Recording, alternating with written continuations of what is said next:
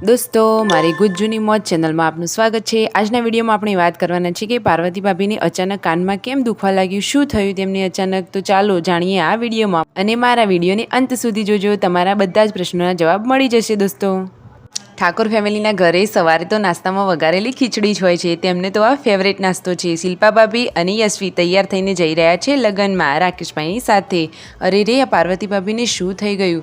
તો દોસ્તો તેમને કાનમાં દુખાવો થાય છે, તો રણજીતભાઈ તેમની બહુ કેર કરે છે અને તેઓ પાર્વતી ભાભીના હાલચાલ વિશે પૂછે છે। બપોરનો ટાઈમ થઈ ગયો છે, જમણવાર ચાલુ થઈ ગઈ છે, તો દોસ્તો ભીંડાનું શાક અને રોટલી છે ખાવામાં। છોટુ બેબીને તો તેના દાદીએ નવડાવી ધોવડાવીને તૈયાર કરી દીધો છે અને શિલ્પા ભાભીને એ તો બધા લગ્નમાં જઈને ઘરે પણ આવી ગયા અને હવે ચાલુ થાય છે તરબૂચ પાર્ટી। ઉનાળામાં તો તરબૂચ ખાવાની મજા આવે, સાચી વાત ને દોસ્તો।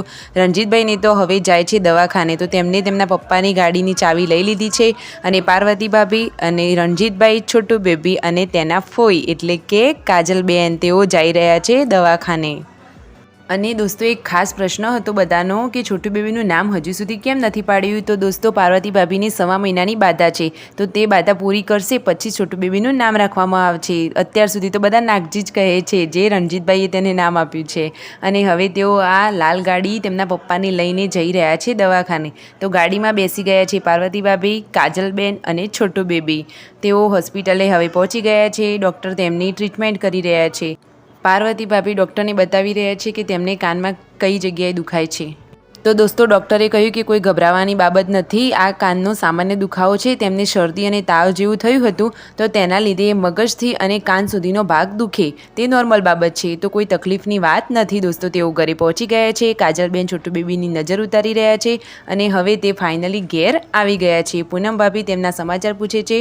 છોટુ બેબીને તો ગરમી લાગી ગઈ છે, રાત્રિની રસોઈમાં બની રહ્યું છે ગવાનું શાક, જે રણજીતભાઈને તો બિલકુલ પસંદ નથી। તે તો પૂનમ ભાભીને ફરિયાદ કરે છે કે શું ગવાનું શાક બનાવો છો? પૂનમ ભાભી તેમના માટે બનાવે છે મસ્ત મજાના મરચાં અને સાથે બની રહી છે ગરમા ગરમ રોટલી। રાકેશભાઈ પૂનમ ભાભીની રસોડામાં રસોઈ બનાવવા માટે હેલ્પ કરી રહ્યા છે। પૂનમ ભાભી કમ્પ્લેન કરે છે કે રસોડામાં તો પંખો નથી તો ગરમી લાગે છે, ત્યાં એક ટેબલ પંખાની જરૂર છે, સાચી વાત ને દોસ્તો। હવે બધા જમવા બેસી ગયા છે. And full video in the Thakur family vlog channel.